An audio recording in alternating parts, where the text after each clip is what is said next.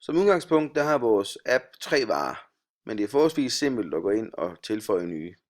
Det foregår ind i datalaget, som hedder varer.json, og den fil kan du så åbne i din teksteditor. Lad os prøve det. Her kan man så se de 3 varer, som der er.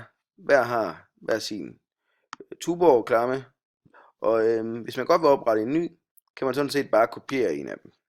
Det prøver vi at gøre her. Kopiere den, indsætter en ny. Læg mærke til, at der skal være et komma mellem de 2 Tuborg-klammer her. Så kan vi så efterfølgende gå ind og give den et nummer, og så kan vi prøve at oprette et par jeans. Så jeg skriver jeans i navnet, og så har jeg oppe på min server et billede, der hedder jeans.png.